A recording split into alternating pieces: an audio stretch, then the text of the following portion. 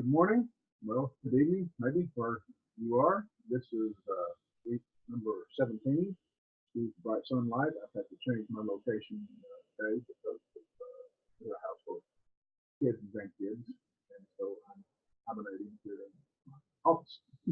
Anyway, we are in our 17th week of Lord Tour preaching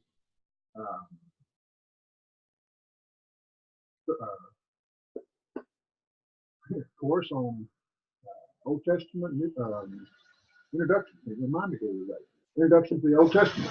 And next week will be our last week. I'm going to try to wrap up some things today and see how far we can get in that process. We have the major things I think that we have in front of us right now are the book of Daniel. I want to try to get that done. I'm not going to force it, however, because I know in your studies to come, you will spend a whole semester on the book of Daniel, if I recall correctly. So you'll get the book of Daniel covered. I would like to spend a lot of time in the book of Job. I don't know that that will get done either because I don't recall yet having seen a study of the book of Job in the curriculum. I know it's there, but I don't know if it's by itself or if it's combined with another book.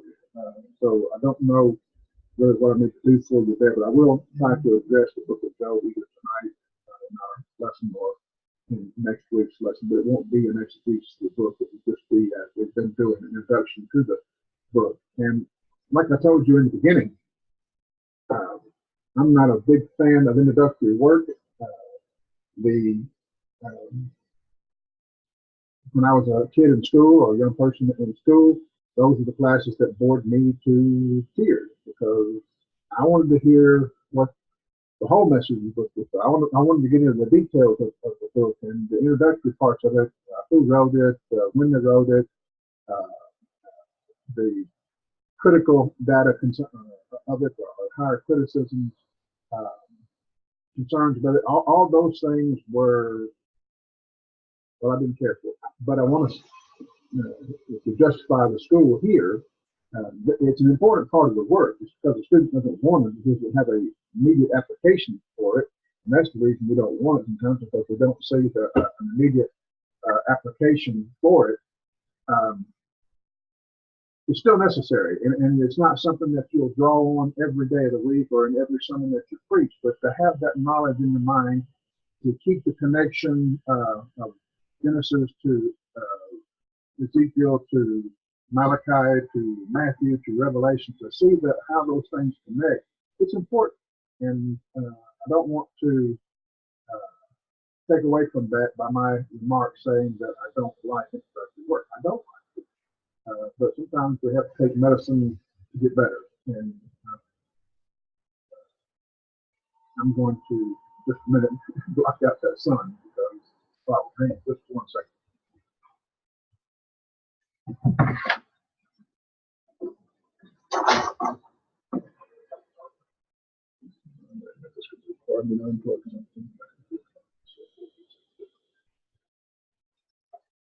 Oh, let's see.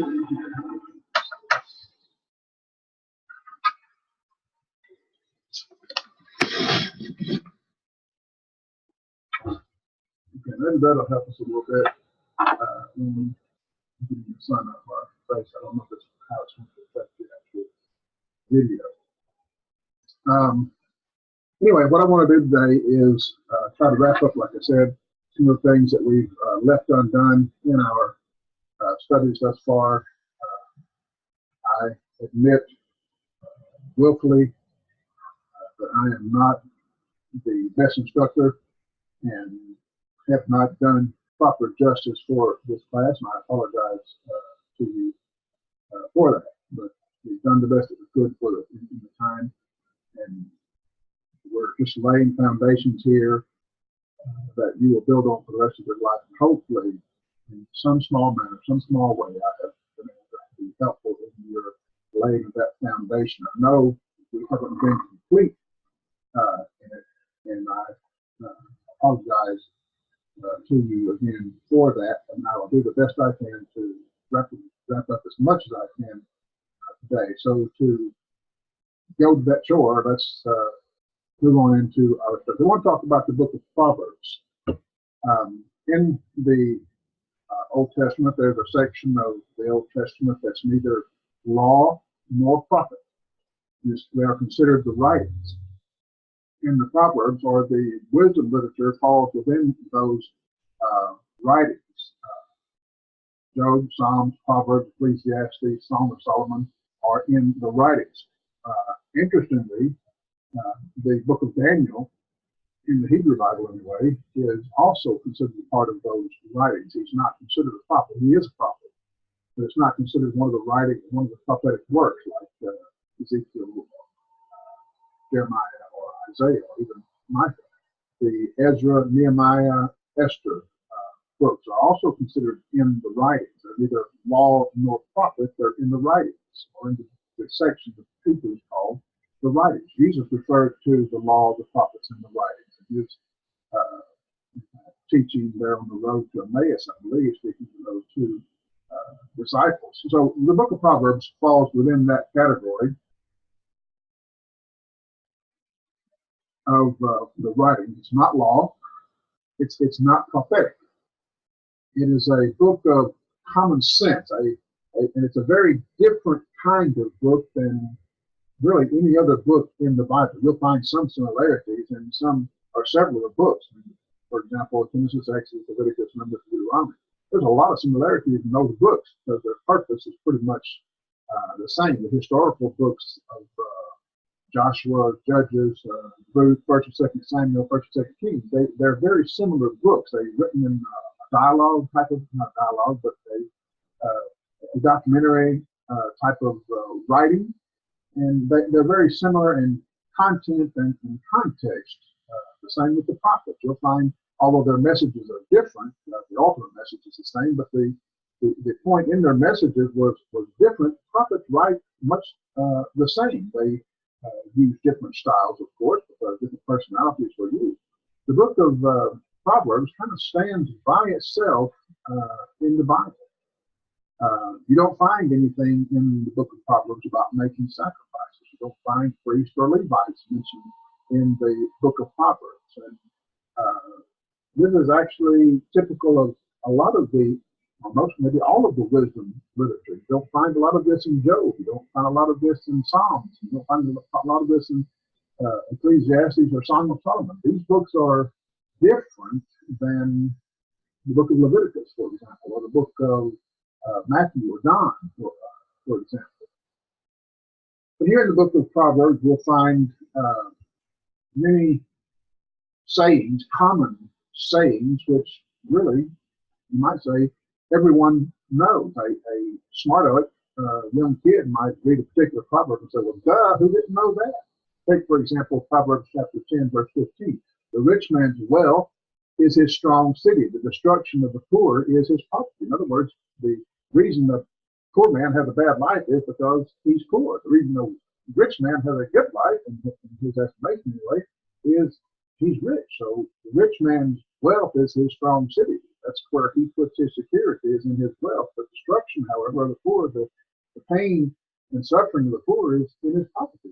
Who could figure that out? I could go and see a homeless person. I could say that, the guy's homelessness is his destruction. He doesn't know that. And I can go to Donald Trump's mansion and say, wow, this guy's pretty successful.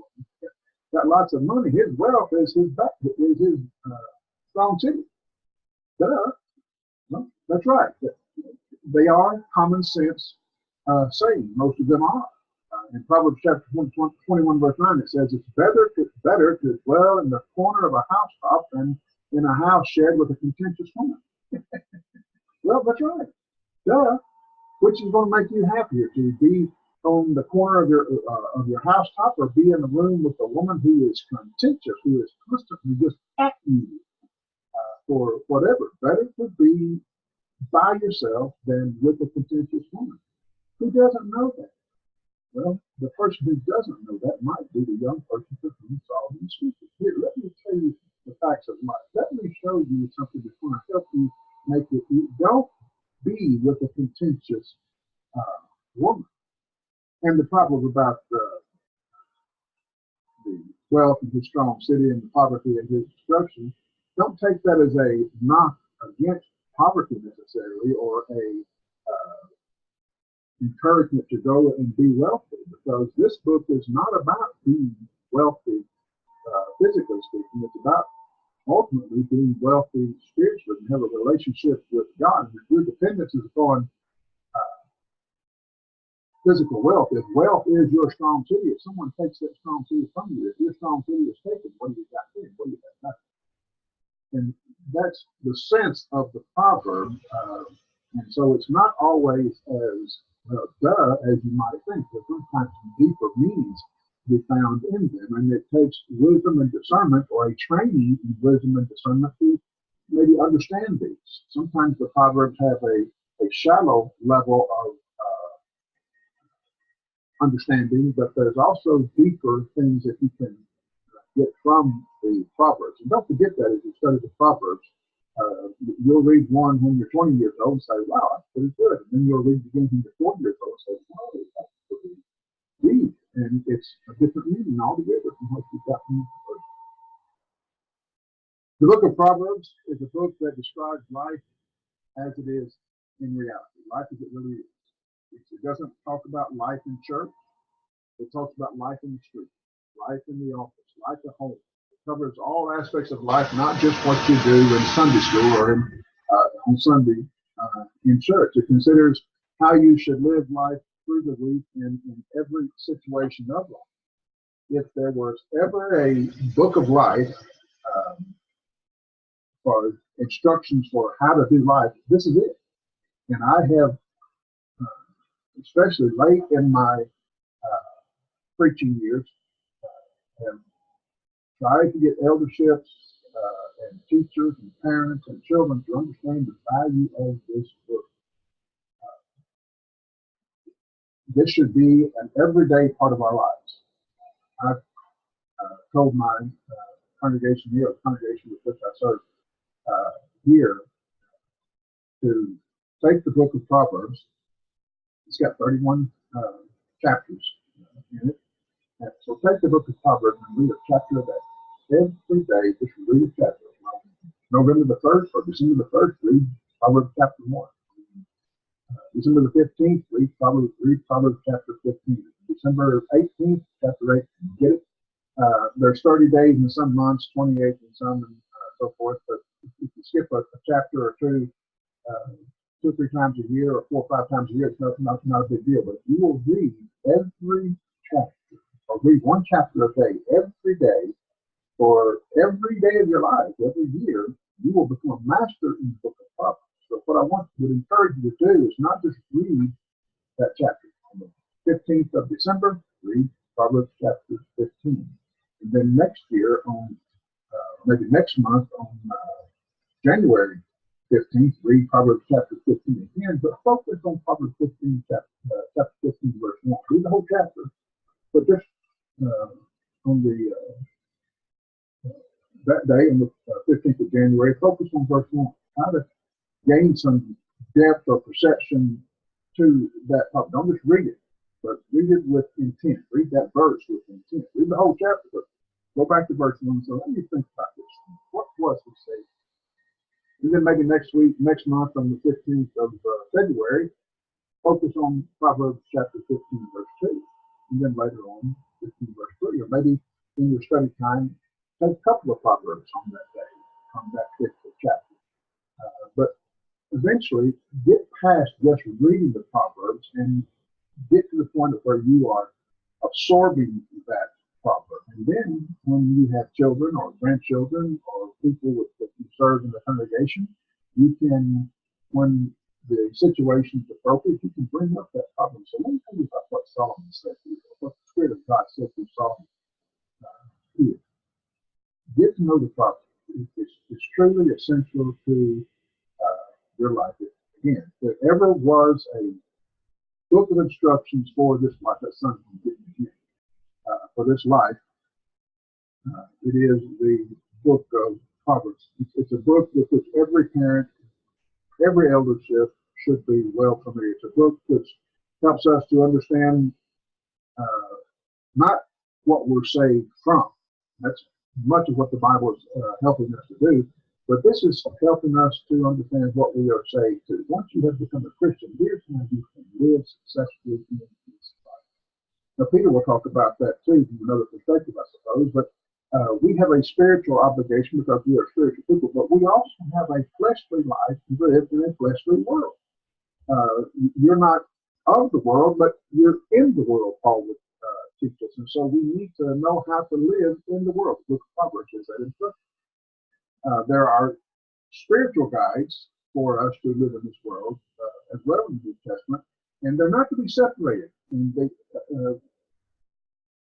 just as I can't discern or see a spiritual you and a physical you, all I can see is the physical you. So it's not, we can't really separate the spiritual instruction from the physical instruction as far as to our person.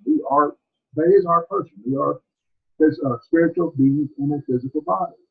And I guess what I'm saying is don't, and we'll talk about this in a moment, don't invent for yourself a reasoning that I have my secular life and I have my spiritual life. Right? You have a spiritual life. You have a life before God. If there is no secular and sacred. I'll come back to that in a moment. The book of Proverbs helps us see what we are saved for, how God will use us in this world, in our physical lives. In the book of Proverbs, you'll find that it's a book that is applicable to any era, any nation, any culture. The characters that we find in the book of Proverbs will be found throughout time, throughout culture. For example, what culture is there in which you cannot find the woman who talks too much? Proverbs talks about a woman who talks too much. In what culture or time or dispensation will you not find a nagging wife? I mean, they're all over the place. Again, I'm not trying to beat up on women, but the book of Proverbs talks about a nagging wife, and there are instructions concerning that person for that person. In what culture? Get off women for a minute. In what culture will you not find aimless youth hanging around on the street? Go to any time frame, any era, any dispensation. Paul or Solomon was writing 1,000 years or so before Christ, and he was talking about people who stand on the street corner aimlessly wandering through or stumbling through life. And he says, are they like that? Well, 21st century America, 21st century Russia, 21st century Africa, China. You go to a place and you'll find those same young men there. So these instructions are found applicable across time, across culture. You can find in Proverbs the neighbor who is always dropping in and staying too long. Ever encounter that? Even in current modern times, you can find a friend who is unbearably cheerful the first thing in the morning. You ever met somebody like that who just the first thing in the morning and you just give me coffee? Well, there are Solomon addresses that. 1,000 years before Christ he's addressing that, and it's still applicable 2,000 years after Christ. But Book of Proverbs is a good cross-culture, cross-time book. It will cover most of life's subjects, presenting them in various contrasts. You're going to find in the book of Proverbs wisdom contrasted with foolishness. We expect that. You're going to find pride contrasted with humility, love versus lust, wealth versus poverty, work versus leisure, or work versus laziness, masters and servants, friends and relatives, husbands and wives, life and death. All of these contrasts and others are presented in the book of Proverbs. Again, going back to what I was speaking of a moment ago, one of the things that Proverbs doesn't do is you'll find no mention of religion, no prophets, no priests, very little actually about the kingdom. There is some about the kingdom that actually makes makes sense since it's the king who is writing this to his son, the prince. There's a big mistake that we make. Preachers make it. Preachers make it often. But these things are not in Proverbs because the Proverb writer is trying to, in my mind, is trying to help us understand that there is no secular part to our lives. Our physical well-being, our life in this world, our life at the job, our life at the factory, our life as a husband or a wife or whatever, is just as much a part of our spiritual life as is our life in church or the sacrifices that we make. We must see that God does not distinguish between sacred and secular. This book is a book, the book of Proverbs is a book that's directed to our life in the street, but that does not mean our life in the street is different from, or at least it's regarded by God as a different sphere than our life in the church group. They are two different places, but God sees the big picture, and He doesn't in that big picture see sacred versus secular. He doesn't see you have a religious life and a secular life. Your so-called secular life is a part of your spiritual life. They are one. They are just parts of each other, just like my nose is a part of my body, just like my finger is. That they are not, in essence, different. The distinction of secular versus sacred, secular versus religious, is a man-made distinction. There is only one thing that one can be considered, truly considered, as secular in this life, and that's sin. That's the only thing outside the sphere of God. Sin and God cannot cohabitate. So if there's anything secular in this world, it's sin. Everything else is sacred. If you think otherwise, well, these men, maybe especially Christians, into folly, because we make that distinction. Oh, well, in church, I'll be this, but in dealing with my taxes, or dealing with my team, or dealing with my boss, I can do this because I've got my life and I've got my Christian life. We make that distinction. God makes no such distinction. Any activity is sacred if it is devoted to God. One author put it this way: God would rather have a good taxi than a bad missionary. We think of taxi driver, well, that's my secular life, but missionary is my spiritual or sacred life. Whether I'm a taxi driver or a missionary, it's the same to God. We need to devote that life as a missionary or as a taxi driver to the business of God. And that's what the book of Proverbs is helping us, the gap that it's helping us to bridge. Proverbs is interested in where most of our waking life is. It tells us how to make the most of life, and it warns us, don't waste what God has given you. Don't waste the life that God has given you. God has given you a physical life. He wants you to live in this world. Though you're not of this world, that is of a sinful part of this world, you are in this world, and He gives you the ability, the instruction, the teaching, and the opportunities how to live. Don't waste it. Don't waste it. And it's in that regard that the book of Proverbs is written. How is it then that the book of Proverbs is related to the rest of life?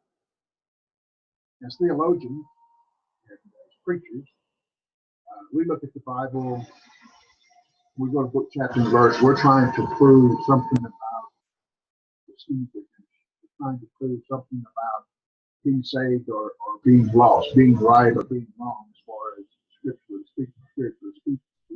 We think about things like heaven and hell. We think about the fall and the redemption. We think about grace and mercy and sacrifice and forgiveness. These are all Bible themes and the reason for which the Bible was written. God wants us to know these things so that we might be in heaven. So how does the book of Proverbs fit into that dogma? How does the book of Proverbs fit into that? Because there is no mention of grace and forgiveness and mercy and righteousness and redemption. That's not mentioned in the book of Proverbs. Paul wrote to Timothy in 2 Timothy 3, verse 15, he says, the scriptures make you wise unto salvation. You have learned the scriptures from the youth, and they make you wise unto salvation. Well, Proverbs is considered part of those scriptures. They are part of the canon. Paul was talking about Genesis. He was talking about Deuteronomy. He was talking about Joshua, Judges, and Ruth. He was talking about Nehemiah and Ezra and Esther. He was also talking about Proverbs. How does Proverbs fit into that making us wise unto salvation? The concept behind salvation is that something has been or is being salvaged. Salvation, salvage, with the connection and English language anyway. We are saved from something. If I go to the dump and I find an old dresser that someone has discarded, and I bring it home and I sand it down and I make any repairs that are necessary, I restore it to not only a usable condition but a nice condition and looks like a perfectly now good piece of furniture. I have salvaged that piece of furniture from destruction. I have saved it from its ultimate demise in the fires of the dump. I have saved it from ruin. God, in like manner, might say he is in the salvage business. He intends to salvage or to give salvation or save us from further ruin. He wants to recycle us, to make us more useful than we are in the situation that he finds us. The old dresser in the dump is useful to no one. The doors are broken, maybe missing, knobs are missing, legs are, just scratches, whatever. If I salvage it and restore it to its original condition, then I've made it useful. God is wanting to do that with humanity. He wants to salvage sinners and make us saints. But he also wants to salvage, take that which has become foolish and make us wise. The book of Romans, the book of Ephesians, the book of Hebrews is intending on taking working on making the sinner who has become a saint and restoring him, making him back into that useful condition. That's the purpose of those teachings in those books. But the book of Proverbs, it's not distinct from that in the sense that it's still a part of the salvation or salvage process, but he's salvaging something more than just the spiritual welfare of that person. He's salvaging the life of that person in which that spiritual life will be lived in this world. The message of the Bible is that the real cause of pollution in this world, on this planet, is people. And God is trying to recycle that. God is trying to restore that. In the New Testament, Jesus used the word Gehenna to refer to, it's translated as hell or hellfire in the English language. He likened, what he was doing is likening hell to a garbage dump. The word Gehenna refers to the Valley of Hinnom, just outside of Jerusalem. And for centuries, it was used as the garbage dump of Jerusalem. When your trash got full, you didn't take it to the Dempsey dumpster out back. You took it to the valley and you threw it into the fires that will forever burn. That's just where they burned their trash. That's how they got rid of their trash. They took it outside to the valley gully there called Hinnom, and it became proverbial to a reference to hell. In Mark chapter 9, verse 43, Jesus says, if your hand causes you to sin, cut it off. It's better for you to enter into life maimed rather than having two hands and go to hell. The word hell there is Gehenna. So he says it is better for you to enter into life maimed rather than to have two hands to go to hell into the fire that should never be quenched, where the worm dies not and the fire is not quenched. They were very familiar with what he was talking about. The eternal in their minds, from the day they were born to the day they died, those fires out there in the valley of Gehenna are going to be burning. So it's a perfect reference for the description of hellfire. Verse 45, if your foot causes you to sin, cut it off. It's better for you to enter life maimed than having 2 feet and be cast into hell. Think of the word cast into hell, thrown into the garbage dump, where the fire is never quenched, where the worm does not die, and the fire is not quenched. And if your eye causes you to sin, pluck it out. But if you to go and enter to the kingdom of God with one eye, than having 2 eyes and be cast again into hell or Gehenna, where the worm dies not, and the fire is not quenched. He spoke of being thrown into hell, just as people would take a sack of trash and throw it into Gehenna, the place where you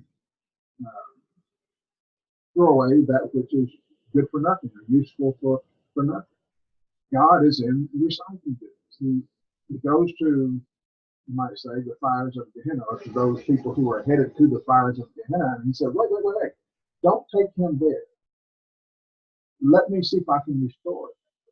So he goes to restore those who have become good for nothing, those who are on their way to the fires of Gehenna, and he turns sinners into saints. He turns food into wine. And Proverbs is key to that effort, in turning food into wine.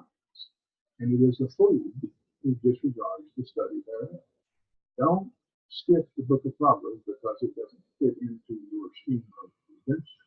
Don't skip the book of Proverbs because you can't go to it and teach a person how to be saved from hell, how to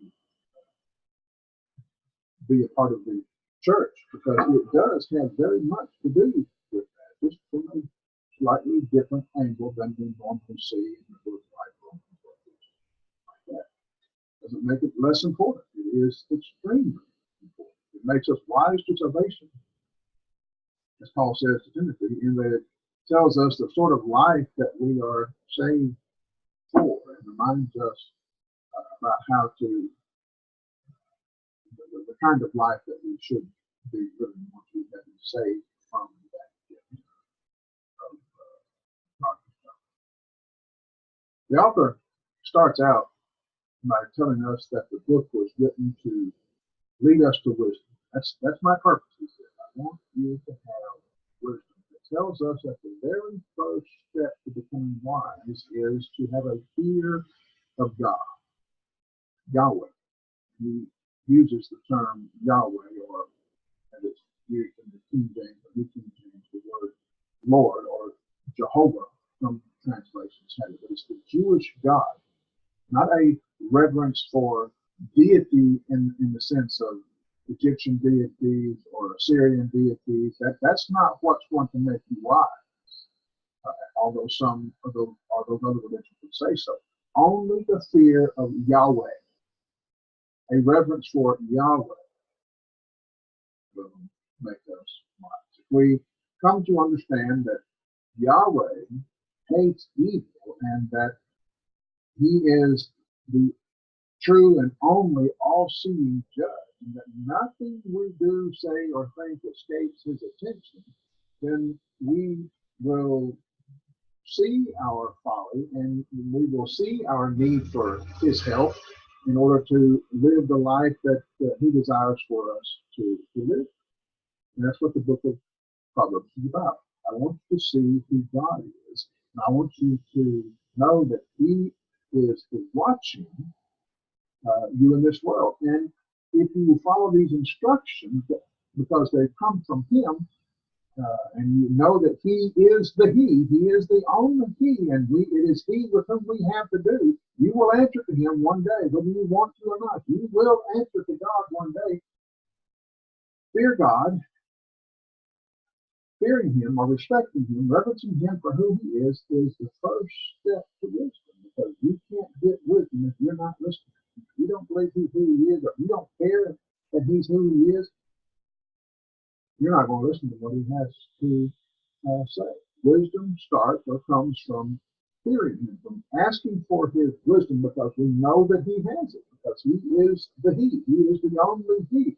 He teaches us how to handle the affairs of life and in this world in a shrewd and in a sound way. If a boy has no fear or no respect for his dad, he's not really going to comply with what his dad says. He's not going to seek guidance from his dad. He's going to seek it from his peers or seek it from his girlfriend or whatever. But he's going to go elsewhere to get his wisdom. Sometimes he makes it his own wisdom because he has no respect, no fear of his father. He will live his life without any regard for the values of his father. Solomon says the first step to wisdom, to true wisdom, is you gotta respect God. You gotta fear Yahweh. You gotta know He is the He with whom we have to be. If we don't fear Him, if we don't respect Him, if we choose not to live according to His values, because He's just some mystery, He's just some invention of men, He's just hocus pocus. If that's who He is to you, then you're not going to live with Him. You won't live wisely. You won't live according to His will. You will find your own ways. And that's what humanism has done. We have rejected God as the one with whom we have to do. We have nobody with whom we have to do. I have to be accountable to myself. So I am the highest authority in my life. That's 21st century wisdom. If it doesn't come from God, it will not put you in a right relationship with God. That book of Proverbs takes us back to our roots. God is our creator. We understand that, we know that, and because we know it is He with whom we have to do, we will fear Him, respect Him. Now, Paul or John says, perfect love casteth out fear. That's another teaching altogether, I suppose you would say. Once we have I think the initial step is that we fear God. We know He is the God that we will answer to Him. But the more we get to know that God, it's not fear that motivates us, that I'm afraid I'm going to be struck dead or I'm afraid I'm going to go to hell if I don't. It's love that motivates us. It's still the same obedience. It's still doing the same things, but now our motive is not, I'm afraid I'm going to hell if I don't. It's I do this because I love Him. I do this because He loves me. I understand who He is. I love Him. So I don't want to say that John is saying that the fear of God is not necessary. Throughout the Bible, it's told us that it is necessary. John is only taking us to the next level, to the next step. That it's not fear of God's punishment, but it's love for God's being. The more we get to know God, the more we grow away from fearing Him. Not to say that there is no respect for Him anymore, but it's not. That's not the motivating factor. Love. The book of Proverbs also tells us that wisdom comes from God. The wisdom that comes from God comes through other mediums, and those other mediums are people. We see this in the book of Deuteronomy. God told the Israelites that you talk to your children about God. You tell them these stories. You tell them these events. You explain to them why this happened and what the result is, and tell them the words of God. When they're rising up, when they're laying down, when they're walking by the way, you explain to them the teachings of God. You remind them the teachings of God. So God's wisdom was, God's not going to come down from heaven and say, this is the thing that you should do. He has spoken His wisdom, and that wisdom is to be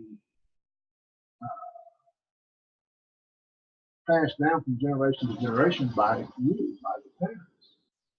And New Testament application, yes, the parents too, but the elders of the church are responsible for that. God has chosen to pass his wisdom through parents and grandparents and people who are more experienced than us. I was talking to someone just this week who says that he was 30-something years old, and he had a friend who's a preacher who's like 25 years old. He says, I have a hard time going to him as my pastor or going to him as my counselor because he hasn't experienced things that I've experienced. It's I kind of get that. We look to those who are older than us who've been through it to get our wisdom. The guy who's preaching at 25 years old, he's preaching the same truth. The guy who's preaching at 45 years old, the guy who's doing it at 45 years old has a bit more experience of putting it to the test than the guy that does at 25. At 25, I'm teaching things that I know the Bible says is true because it's in the Bible and therefore it's true. At 45, I'm teaching the same thing. I still know it's true because it's in the Bible, but I also know it's true in my experience. I've seen it in my life or in the life of others. And so we look to our elderly, our older ones, to be the wiser. That's not always the case. They should be, but sometimes they live their life without the wisdom of God. And they're just as foolish at 80 as they were at 18. At any rate, the point was that the book of Proverbs, or the Proverbs themselves, the wisdom of God, was to be passed down through the generations, through the families, through the parents, through the patriarchs. And so you'll find many references to the family relationship there in the book of Proverbs, the means by which the wisdom is shared. Now, you remember the story, I'm sure, from the book of First Kings, where David has died, Solomon has become king, he's the prince, the heir to the throne. There was a little conflict there, but that was settled in the book of First Kings. And Solomon, as a young man, he comes to God and he says, I can't do this by myself. I need help. I'm a young man, I'm a youth. I need wisdom to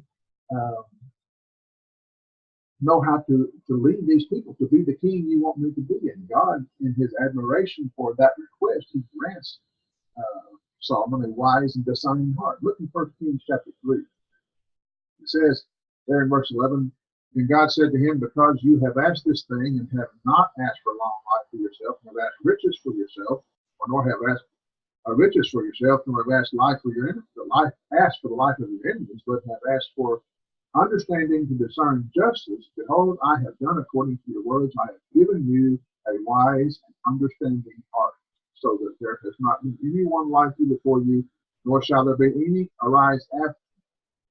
As I have given you what you have asked, as I have also given you what you have not asked for riches and honor, so that there shall not be anyone like you among the kings all your days. So if you walk in my ways, keep my statutes and my commandments, as your father David walked, then I will lengthen your days. So because of God's gift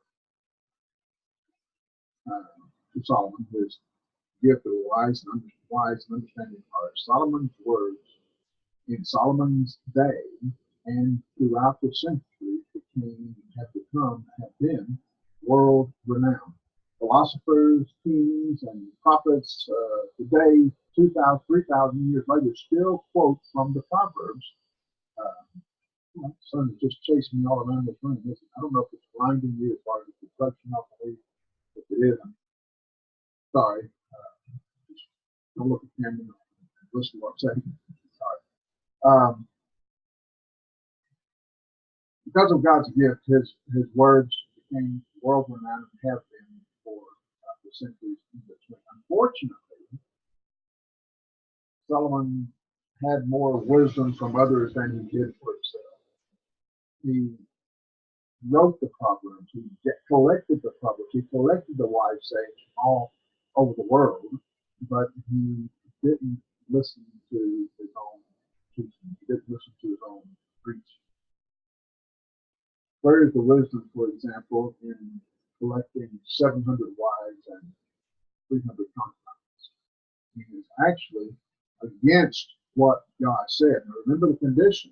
if you walk in my ways, if you keep my statutes, if you keep my commands, then you will have such and such. Well, Solomon did not. It was that very decision of choosing all of those wives and concubines, I think, that led him to his eventual ruin.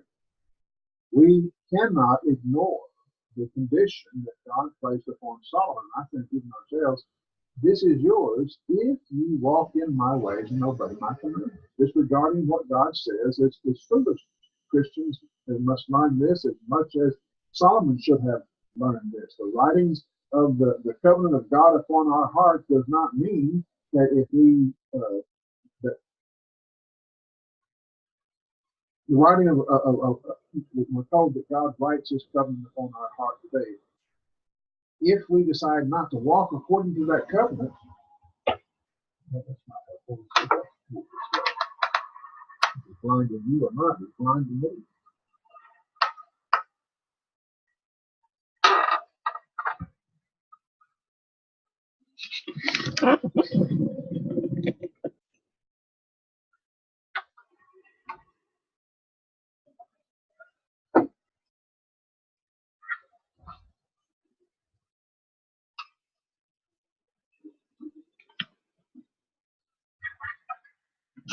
I end up with everything in the floor.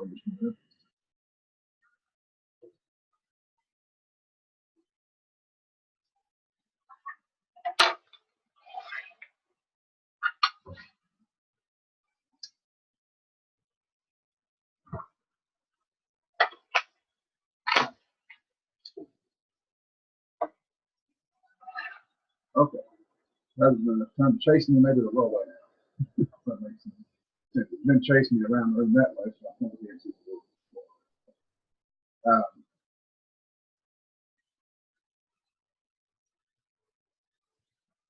The writing of God's covenant upon our hearts does no good if we choose not to walk to His ways. That was the same truth that was true of Solomon. Solomon had all the wisdom of the world. He had all the wisdom he could ever use. He had the wisdom of God given him. He was given a wise and discerning heart. And he even spoke these words and wrote these words for all the world to use and come to know and have the ability to fear God. Solomon himself didn't follow God. Solomon wrote the Song of Songs, or we call the Song of Solomon, the book of Proverbs, most likely the book of Ecclesiastes. He was full of the wisdom of God. And if you read these books, you'll find much good from them. Much wisdom, godly wisdom from them. Solomon didn't follow his own counsel or the counsel of God. We'll find as you look at the book of Proverbs that not only did he write Proverbs, but he turned to collect it. Some of the Proverbs came from the philosophers of his day, other nations such as Egypt and Arab. We'll see that especially in the latter chapters of the book of Proverbs. It doesn't make these Proverbs any less inspired because he didn't actually speak them himself, that he collected them. It was God in spirit who inspired him, but this is part of the wisdom of God. This is part of the thing that I was consider as the wisdom of God. The Yahweh of Israel is received a strong emphasis throughout the book of Proverbs, used some 90 times. His name used some 90 times. So just because it came from a king or whatever in Egypt or Arabia doesn't mean that it didn't come from God. It's still God's wisdom, but it's just spoken through another means. But God has inspired Solomon to write these things. All right, proverb. What is a proverb? I think it's crucial to realize that the book of Proverbs is a book of proverbs, not to be confused with a book of promises. We should never quote Proverbs as a divine promise. There is a difference between those two words. By definition, the English word proverb means a word for a situation. The word pro means before or actually for. Verb, verb means word in the Latin. So proverb, a verb for the situation, the idea in the word proverb. So they are timeless truths that are suitable to be used in different situations in life. Is the idea behind the word proverb. The Hebrew word that's used here for proverb means to resemble or be like something very similar to, if not exactly the same as the Greek word for parable.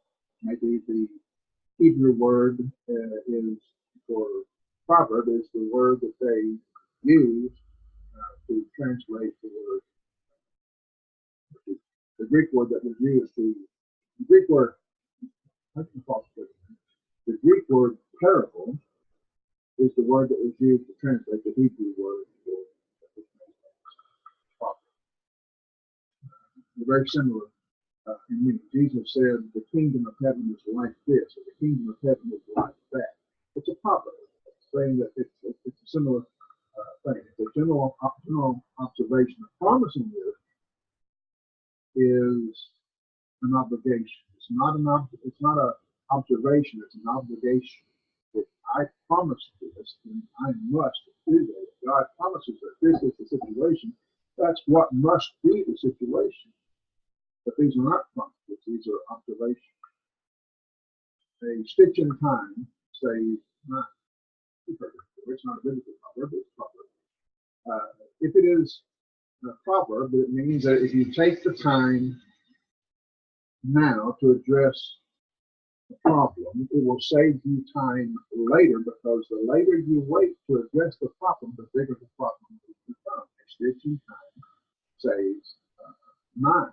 Immediate fix won't exactly save you 9 stitches, but if this is a promise, then it will save you exactly no more, no less. 9. Does that make sense? The idea behind the proverb, the stitch in time says 9. If you fix the problem now, it will save time later. Not just 9. It could be 10. It could be 15. It could be 8. Whatever the situation that has developed will require. But if you fix it now, it'll save time later. The 9 is just inserted to make a rhyme in the English language. You can make the point more remember.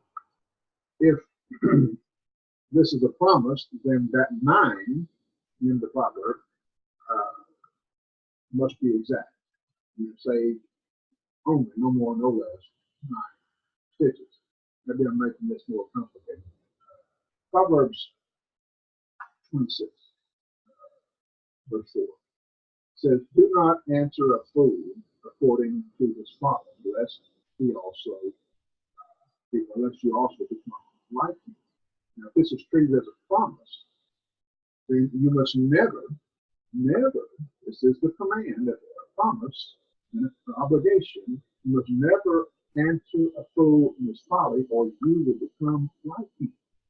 That's the promise. If it's a promise, you treat this as a promise, not a proverb, a command, not a proverb, then that's what's going to happen. If you answer him in his folly, you will become a fool like him. That's problematic, because if you look at the next verse, Proverbs 26, verse 5, it says, "Answer a fool according to his folly, lest he be wise in his own eyes." So in verse 4, he says, "Do not do so," because if you do, this is going to happen to you. But then in verse 5, it says, "Do so, and when you do, this will happen." So it becomes a contradiction.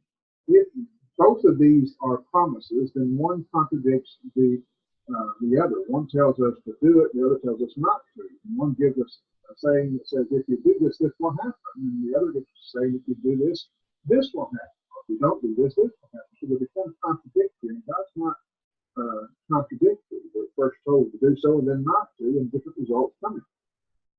It's not a promise. It's a observation. It's a practical, general truth. And because of that, there's no contradiction. It depends if we use wisdom and discretion of the particular to discern the particular situation or the immediate situation. We know which one to follow. We know whether to answer the fool in his folly or whether not to answer the fool in his folly. And the situation demands the the right response. But if we don't have wisdom or don't use wisdom and discernment, if we're not practicing this, we may use the wrong one or do neither and become or cause more problems. If we don't answer the fool in the folly, when the folly requires an answer, then we have a new situation to deal with. So again, the idea, the thing I'm trying to get across here is Proverbs, not promises. Let me look at another one. Commit your works to the Lord, and your thoughts will be established. All right? This is a promise. If the idea here is that if you commit to God your works, I devote this my career to God. I devote I want to purchase this house in the name of God. If you devote or commit your works to God, then your plans or desires will be successful. If this is an absolute, if this is a promise to which we must hold God accountable, then if I buy a house, I'm going to be successful. The house will never fall down, or it will never become worth less than the value. I'll always be successful because I devoted to God. I committed to God. I did what God said. I committed my work to the Lord, and therefore it must be established. It must be. It must come to pass that I will be successful. But it's not. How many people have started a business in the name of the Lord, and that business goes bottom up? If this is the promise, that can't happen. If you devote it to God, it won't be successful. And Christians will be the most successful people, the wealthiest people in the world, because we devote our careers, our decisions, our investments, our whatever to God, and they can't fail because we've got God in the corner. We can't put God in the corner like that. This is not a promise. It's a general truth. If you do this, generally speaking, you will be successful, but it doesn't always turn out that way. Sometimes God has a different plan for us than we have for ourselves. I buy this $600,000 sports car in the name of God. Well, that's not exactly what God intended you to do. He didn't think you needed that $600,000 sports car, and so you bought it foolishly. Even though you did it in the name of God, you bought it foolishly. And sometimes the plans that we make are not the plans of God. And so it's not a promise, it's an observation. If you use wisdom and discernment and dedicate your things to the work of God, generally speaking, or the general truth is, the rule of thumb is it's going to work out. But sometimes our plans and God's plans are different. One more quick. Train up a child in the way he should go, and he should not depart from it. Remember that? Proverbs 22, verse 6. Is it a promise or is it a prophet? If it's a promise, then the result must follow. It must be that he will not depart from it if you rear him up in that way. Think about it from this perspective. Did God train up Adam and Eve in the way that they should go? Well, of course he did. He trained them in the way of righteousness. He didn't train them in the way of sin, but he trained them up in the way that they should go. Did they depart from it? Yes, they did. So God lied to himself. God made a promise. If you train up a child in the way that he should go, he will not depart from it. But it happened. So either God lied to himself or this is not a promise. It's a promise. It's a generalization, a general truth. It is a general truth, and it's not exclusively limited to the moral upbringing of a child. I'm a tailor. I will likely train up my child to be a tailor. It's a general truth in that he will become a second generation tailor or a third, but my father taught me to do that. However, the child has a free will, and he may choose to do otherwise. This is a generalization, not a promise.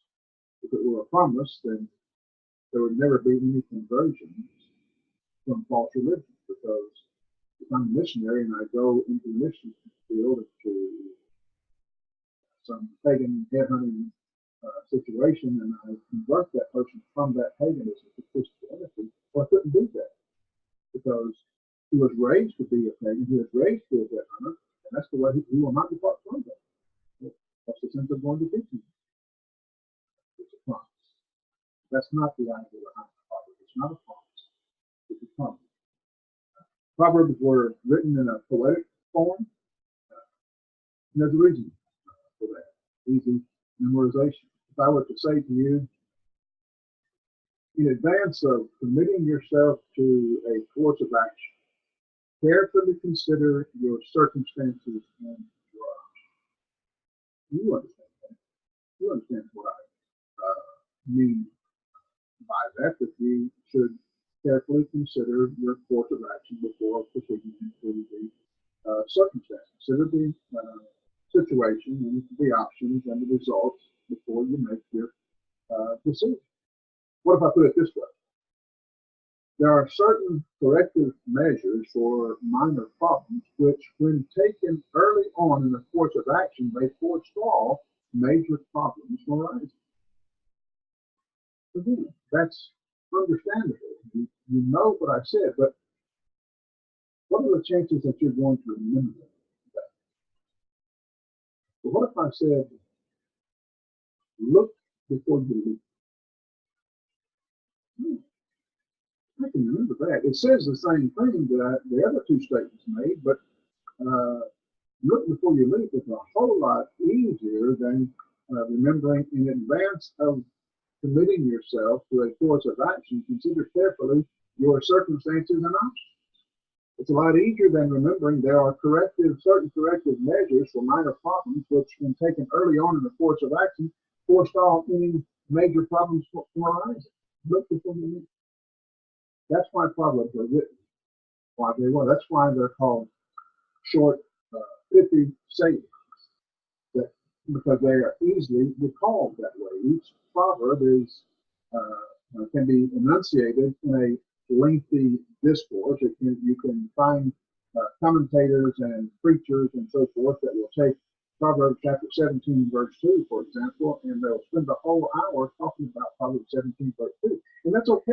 It helps us understand the meaning of it, but when you boil it down, the proverb is easily recalled just by remembering what it says in Proverbs 17, verse 2. Third thing to keep in mind concerning the Proverbs is that they are intended as a father's advice to his son. Now, listen to what I'm saying here, and don't hear what I'm not saying. You may not agree with what I'm saying, but at least give me the benefit of hearing me out of what I'm saying. The book of Proverbs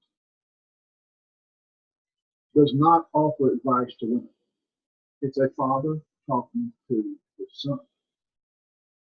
And you might say that the Bible overall, thematically, is chauvinistic like that. Generally, it speaks to men. All right, to the brothers in Rome, not the brothers and sisters. Not that he wasn't speaking to the sisters. Not that he was being anti-women. I don't want to give you that impression. The idea that I'm trying to get across here is that the Bible speaks to men, and if the men get it right, then the women and the children will be right also, because men are given the responsibility of guiding the home, leading the families, teaching the daughters how they should live. And when the daughters grow up to be women, they will know how to live as wives because of what their fathers taught them. And if their husbands are men of God, then they will lead them in godly ways as well. The Bible is written to men. I'm not saying it's not written to women. I'm not saying that women are less valued than men.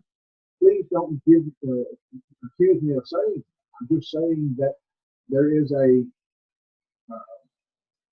role of responsibility given to the man, and he has the responsibility of guiding the children, guiding the wives. And in this case, the book of Proverbs particularly is written from a father to a son, not from a father to the daughter, but to the son. Solomon was writing to his son, the prince. Even when you come to Proverbs 31, where it speaks of the worthy woman or the virtuous wife, it wasn't written for the woman to read or for the daughter to read so that she'll know how to do it. It was written to his son. This is the kind of person you look for in life, to be your wife. When you go to look for a wife, look for a virtuous woman. Well, I how does the woman learn to be virtuous? Well, her father teaches her the word of love. It goes back to the patriarchal system, but I think it, as Paul says to Timothy about the woman being silent in the church, it goes back to creation to establish that authority that that's the way creation happened. He first created the man, then the woman. The woman sinned first, and there's some accountability there. Why did the woman sin? Maybe Adam hadn't fulfilled or was not fulfilling his responsibility. When the woman came to Eve, to Adam, and offered him the fruit, Adam was responsible there. He should not have let his wife be there for the serpent was. Not that he is to maintain a leash over her or something like that, but if he had been instructing his wife, guiding his wife as God would have had him to in the situation with the serpent. Satan went to Eve first. There was subtlety to his actions. I'm getting off from my mark. I don't want you to think that I'm chauvinistic, that the Bible is chauvinistic, that God is chauvinistic. I want you to understand that, generally speaking, the Bible was intended to be teachings of it, or intended to be passed on through the guidance, the leadership of the man. He has that responsibility. The man will be accountable. The male will be accountable to God for his doing that or lack of doing that. If we will properly train our sons to seek out worthy women, then women who want to be chosen by good, godly men will fit into that characterization of the worthy woman. They will understand what it means to be a virtuous woman because they can talk to be that. They want to be that because they want to be chosen by good men. Does that make sense? Hopefully it does. The Proverbs actually read much like one would expect advice or counsel that would come from a parent. Imagine a father giving advice to his son as his son is about to leave home and go to college. What kind of advice is the father going to give? Does he write out a list and talk about this? Generally, it's not how it works. Generally, it works like, don't forget to how to deal with money. He'll talk to him about how to deal with money. He'll talk to him about how to deal with girls. You want to get a date, or you want to talk to him about how to deal with girls. He'll talk to him about don't forget to do your homework. He'll talk to him about don't forget to brush your teeth. And so just one thing, bang, bang, bang, bang, bang, comes to his mind, one thing after another, and there's no logic to it. There's no structure to it in that sense. It's just random advice, good advice, not bad advice, but random advice that comes to his mind. Oh yeah, and for example, the Proverbs 14 verse 3. In the mouth of the fool is a rod of pride, but the lips of the wise will preserve me. Don't forget that. And oh, by the way, where are no oxen, the trough is clean, but much increase comes through the strength of the arm. Very next way. And oh yeah, a faithful witness does not lie, but a false witness utters lies. So Proverbs 14, 3, 4, and 5, and you just go on and you'll see it. But they have no connection one to the other. You know, in Romans chapter 2, verse 3, and Romans chapter 2, verse 4, there's a strength of connection. There's a flow of thought. Not so in the book of Proverbs. You won't find that, typically speaking, verse to verse. I think in Proverbs 29 and 30 and 31, you'll see that more happening there. It's not Solomon's Proverbs, it's Proverbs of King, whoever, or some other person. But generally speaking, it's just a word of advice that comes to his head, or he writes it down, gives it to us from God, and oh yeah, and this, and then oh yeah, and this, and then oh yeah, and this, and those boom, boom, boom, boom. It's not a bullet list of things that you can connect dots on. It's just, this is another thing. This is another thing. This is another thing. And they're written in short, poetic. We don't see the poetry so much in English, but poetic forms that help us to remember. So what I make of this book of Proverbs, about which I've gone too long, I intended to cover much more material that's more than the book of Proverbs. Well, in order to ask the question, or answer the question, let's ask, did it or does it accomplish its objective? Israel, at the time that Solomon wrote the book of Proverbs, was in a position of peace and prosperity. David had settled the borders. He had gone through a bloody time of war. For that reason, he couldn't build the temple. But by the time that Solomon came, David handed him the kingdom as big as it would ever be. Solomon didn't expand the borders through war. He just strengthened the borders. But Solomon was not a man of war. He was given a time of peace and prosperity. And Solomon, through the wisdom, or wise and discerning heart that God gave him, he realized that Israel could lose this so easily. It's not something given that you keep forever without effort.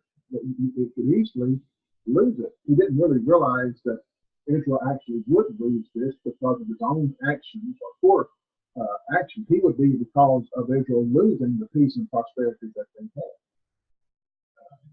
In chapter 14, Proverbs, he writes, righteousness exalts a nation, but sin is a great disgrace to any people. Solomon collected Proverbs into a book because he knew that without wisdom it would be impossible for Israel to remain in their peace and prosperity. But Israel largely ignored this wisdom that they received from God through Solomon. And they moved further and further and further away from God. They, in actuality, they followed the example of Solomon rather than the word of Solomon. The great deal in the New Testament that builds on the book of Proverbs and focuses on this theme of wisdom. The book of Proverbs was quoted directly 14 times, and is alluded to, I think, in the other occasions. In Luke chapter 1, we read that John the Baptist came to turn the disobedient to the wisdom of the righteous. And Jesus spoke of the such wisdom that his hearers said, where did this wisdom come from? In Luke chapter 2, it says that he was filled with wisdom. The Queen of Sheba came from afar, Egypt, southern Egypt, to admire Solomon. With Christ, was told that one greater than Solomon. Paul writes in the 1 Corinthians chapter 1 that Christ is our wisdom. He is our wisdom from God. The wisdom of God, if it's not rejected, if it's not stumbled over, he says there in chapter 1 of 1 Corinthians, will be seen in the cross of Christ. What the world considers folly, foolishness, it is the wisdom of God. And there is a wisdom of God that must be applied to our spiritual condition of being lost in sin. But Proverbs demonstrates to us that there is a wisdom of God that must be applied to our physical circumstances. You are in the world. There's a way to live in this world. To live the physical life, not just the religious part of your lives, but the physical part of your lives at the workplace, at the voting booth, or whatever. The book of Proverbs is not secular. It simply gives direction to a different part of our makeup than, say, Romans or Ephesians does. The book of Proverbs, I can't overestimate, over-demonstrate how important this book is to you as a preacher in teaching. It's your responsibility, it's the elders' responsibility, and you are the tool that the elders can use for that purpose, to teach people the wisdom of God. Not only the things about sin and forgiveness and grace and mercy, that too. But also the things about their daily life, how to live in this world in a way that pleases God. Don't skip the book. Well, I've said too much. I'm going to end it here, and I'll try to come back and we'll talk about some more parts of the wisdom